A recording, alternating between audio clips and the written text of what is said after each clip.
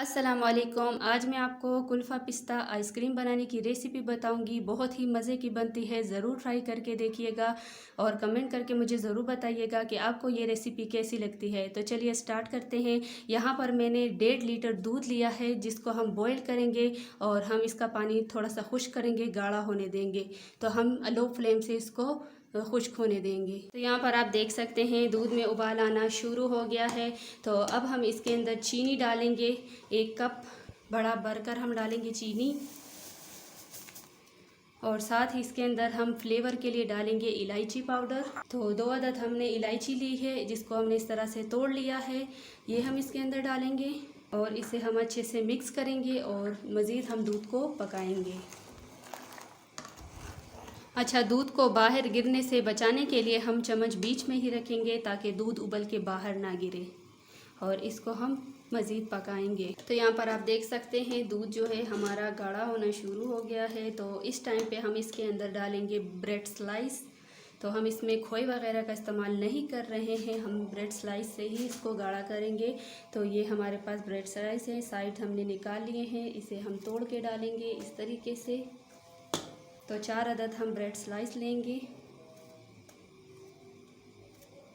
इसे हम मिक्स कर देंगे। अब हम इसमें डालेंगे क्रश्ड नारियल जिसको हमने इस तरह से कद्दूकश कर लिया है। तो ये जो है छोटे वाला कप है, ये हम डालेंगे इसके अंदर पूरा। और थोड़े से हम इसके साथ बादाम डालेंगे, थोड़े अभी डालेंगे, थोड़े हम बाद में डालेंगे।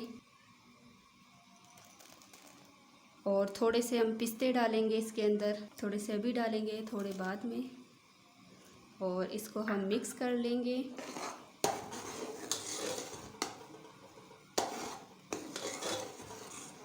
और अब हम इसमें ग्रीन फूड कलर डालेंगे, इसका कलर जो है खूबसूरत आएगा इससे। तो चुटकी भर हमने ग्रीन कलर इसमें डाला और इसको भी हम मिक्स कर देंगे। तो कलर हम थोड़ा सा और भी डाल लेंगे, डार्क कलर करेंगे थोड़ा सा, इसे भी हम मिक्स कर देंगे। तो सारी चीज़ें डाल लेने के बाद हम इसको थोड़ी देर के लिए पकाएंगे, थोड़ा और गाढ़ा करेंगे और उसके बाद फिर हम इसको ठंडा कर लेंगे।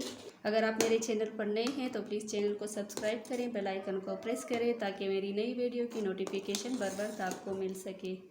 तो यहाँ पर आप देख सकते हैं दूध जो है अच्छे से गाढ़ा हो गया है और कलर भी आप देख सकते हैं इतना खूबसूरत इसका कलर आया है।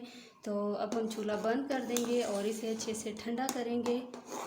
तो ठंडा कर लेने के बाद आगे का प्रोसेस हम आपको बताते हैं। तो यहाँ पर आप देख सकते हैं कुल्फ़ी जो है वो अच्छे तरीके से ठंडी हो गई है। तो अब हम इसको ब्लेंडर में पीस लेंगे। यहाँ पर हमने अच्छे से कुल्फ़ी को ब्लेंड कर लिया है ताकि जो हमने इसमें ब्रेड डाला है और ड्राई फ्रूट्स है वो अच्छी तरह इसके अंदर पिस जाए, इसलिए हमने इसको ब्लेंड किया है। तो अब हम इसको दोबारा उसी बर्तन में शिफ्ट करेंगे जिस बर्तन में हमने इसको बनाया था।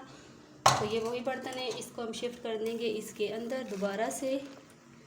और जो हमने ड्राई फ्रूट बचा के रखे थे वो अब हम ऊपर से डालेंगे। आप देख सकते हैं इतना गाढ़ा होना चाहिए। तो ये थोड़े से पिस्ते थे हमने बचा के रखे थे, ये हम इसके अंदर डालेंगे और थोड़े से कटे हुए बादाम, और इसको हम मिक्स कर लेंगे। अच्छे से मिक्स कर लेने के बाद अब हम इन्हें सांचों में भरेंगे।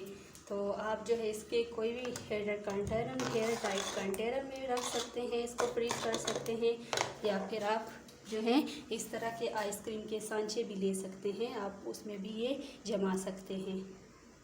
तो हम इसमें भी आइसक्रीम जमाएंगे। इसके जो ढक्कन है वो हम हटा देंगे। आपके पास घर में कोई भी शीट मौजूद हो आप उसमें जमा सकते हैं। तो इस चम्मच की मदद से हम डालेंगे।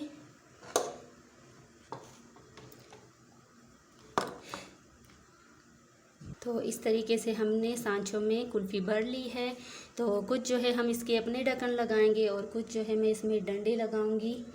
जो आइसक्रीम की तीलियां मिलती हैं बाज़ार में आपको आराम से मिल जाएगी ये। तो कुछ मैं ये बीच में लगाऊंगी और कुछ इसके अपने ढक्कन लगाऊंगी। तो इसकी साइडें हम साफ़ कर लेंगे।